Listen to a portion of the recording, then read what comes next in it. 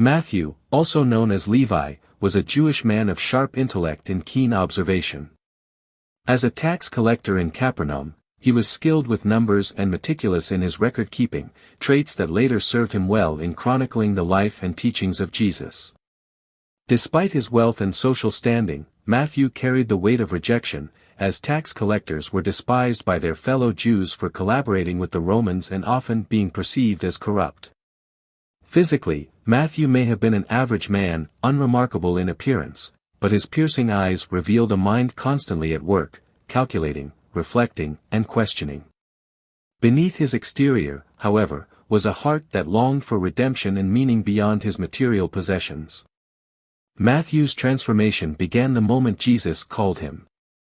From a man defined by worldly gain and societal scorn, he became a devoted disciple, leaving behind his former life to embrace one of service and faith.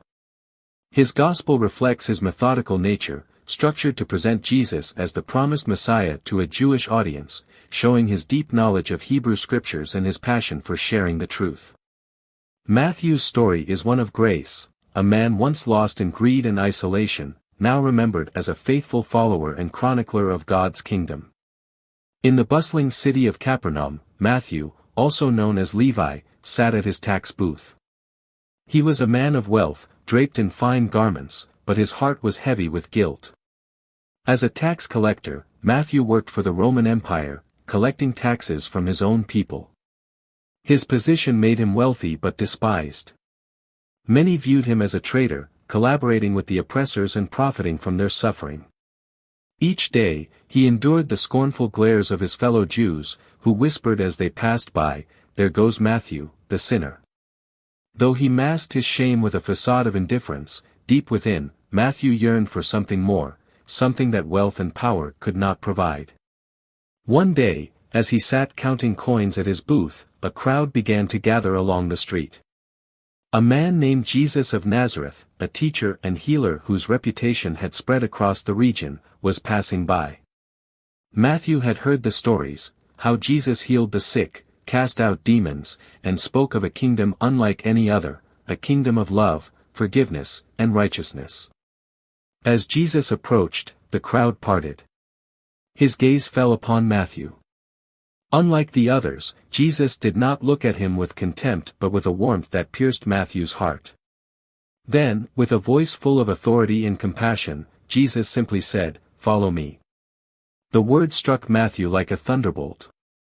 In that moment, he saw his life for what it truly was, empty, devoid of meaning, and separated from God. Without hesitation, he stood up, leaving behind his booth, his coins, and his old life. It was a bold and scandalous decision, but Matthew knew he could not turn back. Later that evening, Matthew hosted a great feast in his home to honor Jesus. He invited his friends, many of whom were fellow tax collectors and sinners, those who, like him, were outcasts in society. The house buzzed with conversation and laughter as Jesus reclined at the table, speaking to those the world had rejected. The Pharisees, religious leaders known for their strict adherence to the law, looked on in disapproval. They grumbled to Jesus' disciples, "Why does your teacher eat with tax collectors and sinners?" Overhearing them, Jesus responded, "It is not the healthy who need a doctor, but the sick. Go and learn what this means, I desire mercy, not sacrifice. For I have not come to call the righteous, but sinners."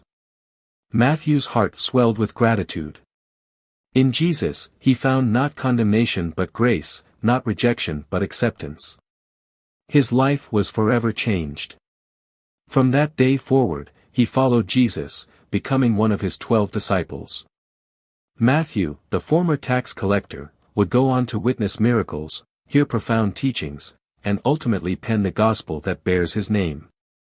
Through his writing, he would share the story of the one who transforms sinners into saints, inviting all to follow the call of grace.